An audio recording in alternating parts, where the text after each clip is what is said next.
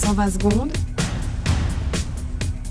L'invité de la rédaction. Hier, le Conseil des États a décidé de ne pas soutenir l'initiative de l'Union syndicale suisse qui demande l'introduction d'un salaire minimal en Suisse. Par 31 voix contre 13, les sénateurs ont rejeté ce texte qui prévoit une rétribution d'au moins 4 000 francs par mois pour un emploi à plein temps. On en parle avec vous ce matin. Martine Veline, bonjour. Bonjour, Vous êtes conseiller aux États PDC du canton de Nidwald et vous faites partie de la majorité donc qui a rejeté l'initiative de l'USS. Oui, moi j'étais élu pour défendre l'économie de la Suisse, pas pour la menacer. Alors, en quoi cette initiative est-elle une menace pour notre économie ? Alors, imaginez une petite entreprise qui a 20 salariés, qui gagnent tous, mettons, 3 600 francs par mois en moyenne. C'est déjà pas mal. Si cette initiative il passe, alors ça fera une augmentation du masse salariale d'environ 8 000 francs, 400 fois 20. Alors, qu'est-ce qui va se passer si le patron, imaginons, il a un salaire de, disons, 20 000 francs, il va faire quoi? Baisser son salaire jusqu'à 12 000?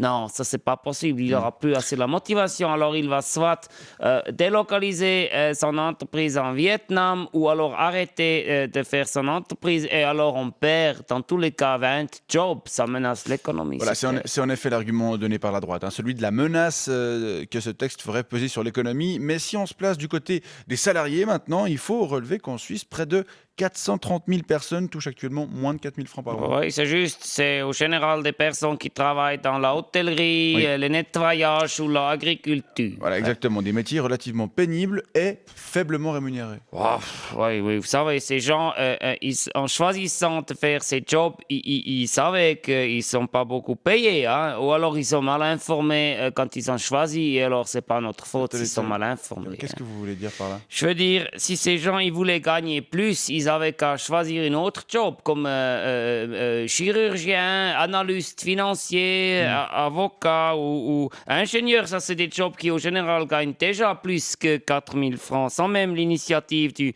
Schweizerischer Gewerkschaftsbund. L'Union syndicale suisse. L'Union syndicale suisse, oui. Monsieur Veline, vous savez très bien que tout le monde ne peut pas choisir son métier. Alors ça, c'est faux. Je vous rappelle que dans la Bundesverfassung, das heißt la Constitution fédérale, il y a l'article 8, c'est dit chacun il est égal. Tous les autres humains, les êtres humains, ils sont égaux. Alors, c'est donc une question de choix. C'est clair, c'est écrit dans le texte. Et puis, il faut aussi dire qu'en général, les personnes qui gagnent moins que 4 000 francs pour mois, ce sont des seconds revenus dans les ménages. Des salaires gagnés donc par des femmes. Oui, au général, c'est ça. Oui. Si le mari, il gagne 6 000 ou 7 000, c'est pas un problème. Si son femme, il gagne 3 200 ou comme ça fait quand même finalement quelque chose comme 10 000. Ça, c'est déjà pas mal, 10 000. On peut avoir une voiture. Donc, c'est pas un problème pour vous si la femme reste dépendante de son mari financièrement? Ça a toujours été comme ça. Et puis, en cas de séparation? Et alors, la femme, il n'a qu'à pas quitter son mari, simplement. Ou il n'a qu'à faire en sorte de ne pas être quitté par son mari, en étant gentil ou en étant joli. Avec son petit salaire, il peut de toute façon avoir assez pour prendre un abonnement au fitness.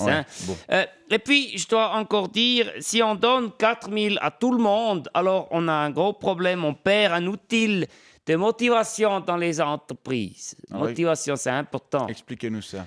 Moi, je suis conseiller aux États, mais je suis aussi entrepreneur, parce que si je faisais seulement la politique, alors je m'ennuierais et je ne gagnerais pas assez de l'argent. Donc, j'ai une entreprise qui fabrique des portes à Stanstadt, canton Nidwald. Ça s'appelle Völin Türe. Voilà. Et ceux qui fabriquent les portes dans mon entreprise, des ouvriers, ça veut dire qu'ils gagnent 3 400. Leur chef, leur contremaître, il gagne 3 700. Et moi, je gagne 32 000. Ceux qui fabriquent les portes, voyez, ils veulent être chefs, alors ils sont motivés. Et ceux qui sont chefs, ils veulent être moi, alors ils sont motivés. Si moi, je donne 4 000 maintenant à tout le monde, alors c'est le communisme et plus personne est D'accord. motivé et je dois aller fabriquer mes portes en Vietnam et Völin Ture en vietnamien, c'est difficile à écrire ouais. et alors c'est la merde. Très bien, je crois qu'on a bien compris vos arguments. Martine Völin, je rappelle que vous êtes conseiller, vous êtes à PDC, représentant du canton de Nidwald, et on n'a pas fini de parler de politique salariale, puisqu'en novembre prochain, je rappelle que le peuple devra se prononcer sur l'initiative 1-12. Oh, si ça passe, alors c'est toute la Suisse qui sera délocalisée en Vietnam. Hein, attention. Hein. Bonne journée. Oui. 120 secondes avec les séjours linguistiques EF. EF.com.